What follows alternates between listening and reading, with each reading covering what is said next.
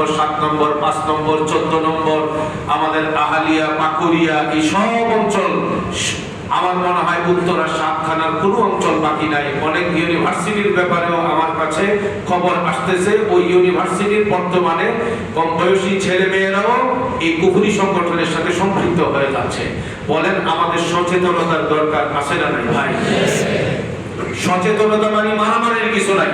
আমরা সবাই যার যার নিজেকে হেফাজত করব, নিজের ঘরকে হেফাজত করব, নিজের প্রতিষ্ঠানকে হেফাজত করব, যার যার মার্কেটকে হেফাজত করব।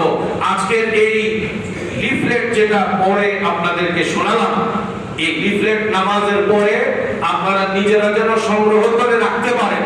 প্রত্যেকের হাতে হাতে আজকে লিফলেট দেওয়ার ব্যবস্থা করব ইনশাআল্লাহ। এটা সবাই সংরক্ষণ করবেন নিজেদের হেফাজতের জন্য, ঈমানের হেফাজতের জন্য, এবং এতটুকু আত্মবিশ্বাস রাখবেন যে এই লিফলেটে যতগুলো কথা আছে এই সবগুলো কথার ডকুমেন্ট সংরক্ষিত আছে। কেউ এই ডকুমেন্টগুলো চাইলেও এই ডকুমেন্টগুলো নিতে পারবেন, কোনো অসুবিধা নাই।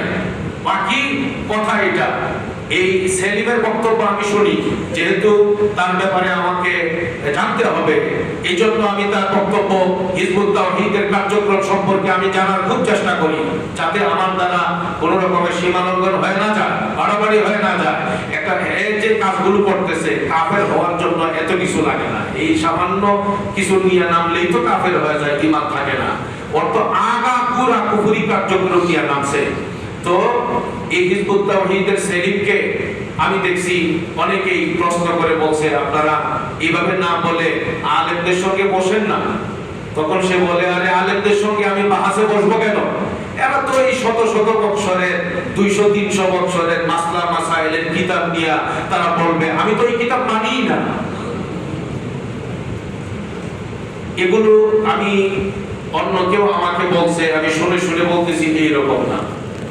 সোশ্যাল মিডিয়াতে ঢুকলেই এখন এই হিজবুত তাওহীদের বেগানা নারী, হিজবুত তাওহীদের লেলায় দেওয়া ছেলেদের বক্তব্য এবং এই সেলিমের বক্তব্য দিয়ে ভরা সোশ্যাল মিডিয়াতে। তাদের এই কুফরি কার্যক্রম প্রচারণার জন্য সোশ্যাল মিডিয়াকেই তারা মূল প্ল্যাটফর্ম বানায় দিছে। আমার আরো দুঃখ লাগে, গোয়েন্দা বিভাগের লোক আমাদের পিছন তো ঘুরে সবসময়, গত 16 বছর ঘুরছে, এখনো ঘুরে। আমাদের নসিব ঘুরে। আমার কাছে গোয়েন্দা বিভাগের লোক গিয়া আমাকে বলতেছে, হুজুর হিজবুত তাওহীদের ব্যাপারে আগামীতে কোনো কিছু করার চিন্তা ভাবনা আসেনি। বললাম কেন? আমরাও তো মুসলমানেরা, এগুলো কি কয়টা, এগুলো তো কোনোটাই আমাদের ইসলামের সাথে মিলে না। এরা তো এই কুফরি কথাবার্তা বলতেছে, কোনো অবস্থাতেই তো এদেরকে বরদাস্ত করা যায় না।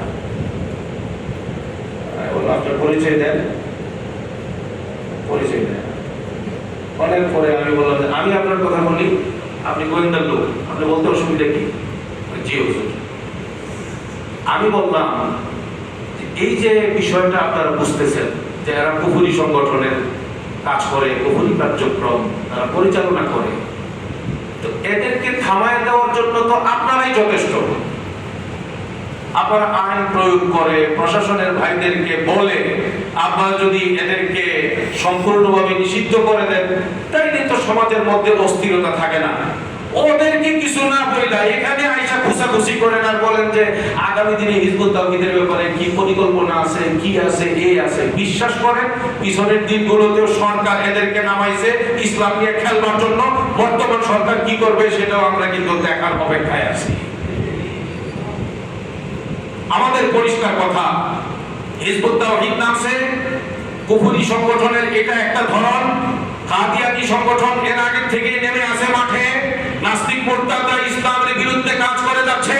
মনে রাখতে হবে দোস্ত, আজকে হিজবুত তাওহীদ গতকালকে ছিল এবং বর্তমানেও আছে কাদিয়ানী।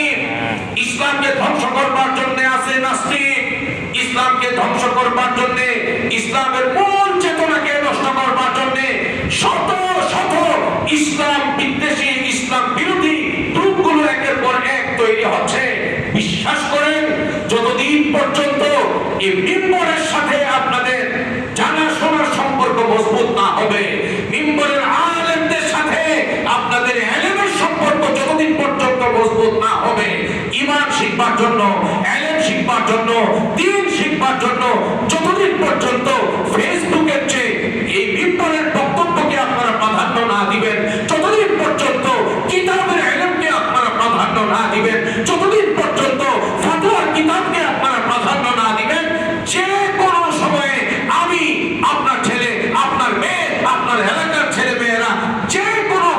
সংগঠনের দ্বারা আক্রান্ত হয়ে যাবে, কাফের হয়ে যাবে, কাফেরের প্রবক্তা হবে, কাফেরি কুফরি সংগঠনের মুখপাত্র হবে।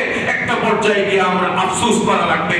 এই জন্য এই উম্মত ফিতনা থেকে বাঁচার জন্য, কুফরি থেকে বাঁচার জন্য, সকল প্রকারের ইসলাম বিদ্বেষী ষড়যন্ত্র থেকে বাঁচার জন্য আমি মনে করি সবচেয়ে বড় মাধ্যম হলো আলেম ওলামাদের সাথে, দ্বীন এবং কিতাবের সাথে, মাসলা মাসাইলের সাথে, কিতাবের ফতোয়া যারা জানেন ওই রকম বিজ্ঞ আলেমদের সাথে আমাদের সম্পর্ক বাড়াতে হবে, সম্পর্ক মজবুত করতে হবে। এর বিকল্প রাস্তা নাই। সোশ্যাল মিডিয়াতে হাজারো বক্তব্য উঠতেছে, আপনি কোনটা নিবেন কোনটা ছাড়বেন ভাই, কোনটা ধরবেন কোনটা ধরবেন না, এই মানদণ্ড তো আমাদের সকলের কাছে নাই।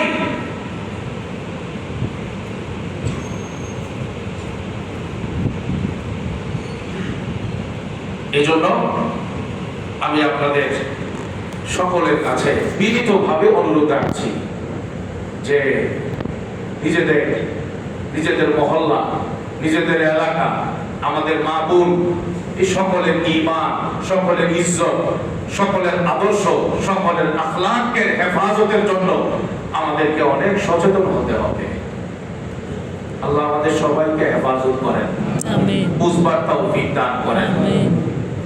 এবং আমরা আশা করি ওই আজকে আপনাদের এখানে আমি এই লিফলেট পাঠ করে শোনাচ্ছি, বিষয়টা শুধু তাকওয়া মসজিদে না, আমাদের বৃহত্তর উত্তরা 18 আসনে প্রায় 800-900 মসজিদ যা আছে, আজকের এই শুক্রবারে আপনারা আজকে নামাজের পরে খবর নিয়ে দেখবেন সব মসজিদে আজকে একসঙ্গে এই লিফলেট নিয়ে আলোচনা হচ্ছে।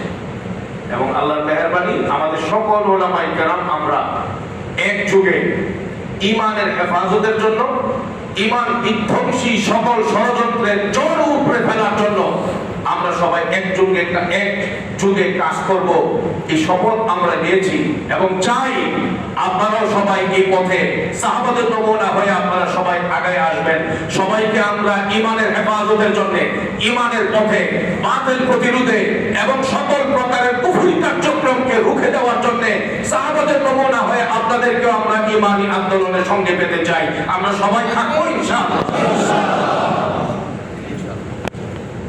আশা করি এভাবে আমাদের সবগুলো মসজিদে ঢাকা 18 আসনের বৃহত্তর উত্তরা 7 থানার একেবারে টঙ্গীর পয়েন্ট থেকে নিয়ে ওইদিকে কুড়িল বিশ্বরূপ পর্যন্ত, ক্যান্টনমেন্ট বাদালদি পর্যন্ত, কাজকোরা পর্যন্ত, ওইদিকে মানে পুরা এরিয়াতে সব মসজিদে একযোগে লক্ষ লক্ষ লিফলেট আজকে বিতরণ হবে ইনশাআল্লাহ।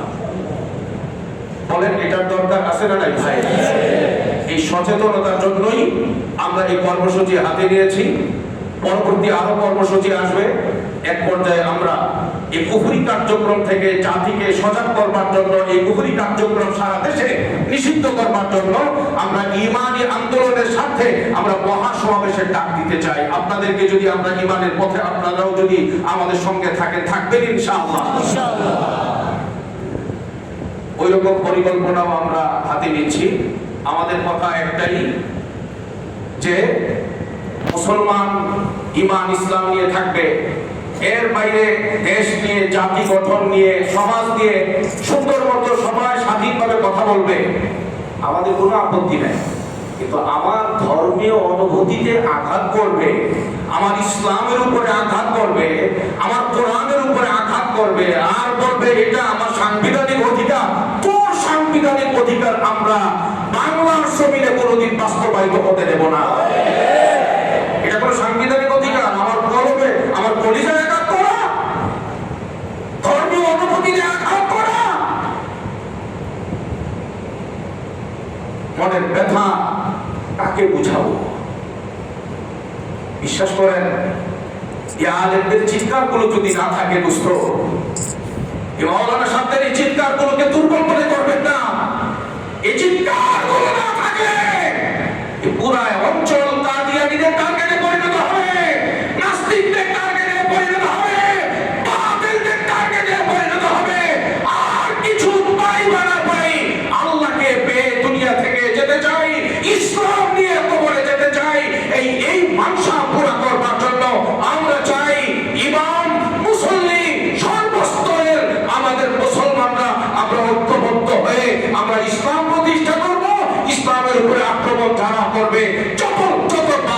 কর্মসূচি করবে, যত কুফরি সংগঠন করবে, আমাদের যার যার অঞ্চলে আমরা ঈমানের পাহারাদার হয়ে ঈমানের পক্ষে আমরা কাজ করবো ইনশাআল্লাহ। ভাই দরকার আছে না নাই ভাই?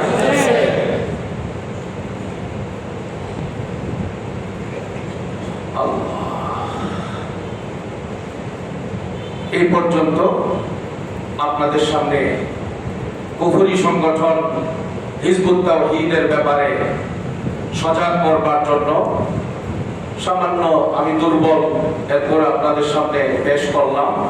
আশা করি আমাদের সচেতন মহল আমরা সবাই এই বিষয়টাকে সব সময় আমরা সর্বোচ্চ গুরুত্ব দিয়েই দেখব।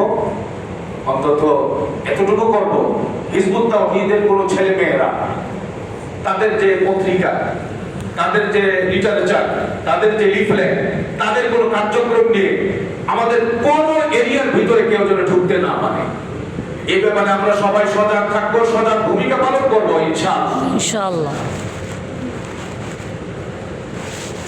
আজকের এই মজলিসে আপনাদের সামনে একটা বিশেষ আরজি রাখতে চাই। আল্লাহর মেহেরবানিতে আমাদের যে একটা ঐতিহ্য আমাদের এই মসজিদে আল্লাহ করে দিয়েছেন, আল্লাহ তাআলার নিয়ামত আমরা উপভোগ করি। সেটা হলো আজ থেকে বহু বছর আগে, কত বছর আগে আমার ঠিক মনে নাই, প্রচন্ড গরম যখন লাগছিল, আমাদের এসি লাগাতে হবে। প্রথম আমি আপনাদের সামনে পেশ করেছিলাম যে মসজিদে আমাদের এসি লাগাতে হবে, প্রাথমিকভাবে 8টা এসি লাগাতে হবে। এখন তো 10টা এসি আছে, নিচে উপরেও আছে কম বেশি। ওই প্রথম জুমাতেই আমাদের 8 জন সাথী, 8 জন মুসল্লি 8টা এসি ওনারা দিয়েছিলেন এবং মুহূর্তের ভিতরেই মাসলা শেষ হয়ে গিয়েছিল। এর পরবর্তীতে রিপেয়ারিং করা, গ্যাস লাগা ভরা, এরপরে বিভিন্ন সময়ে সমস্যা হতে হতে আজকে বহু বছর হয়ে গেছে। আমাদের এই এসি গুলো অনেকগুলো এত বেশি দুর্বল হয়ে গেছে, গত রমজানেরও বহুত আগে থেকেই এরকম পরিস্থিতি হয়েছিল যে এসি গুলো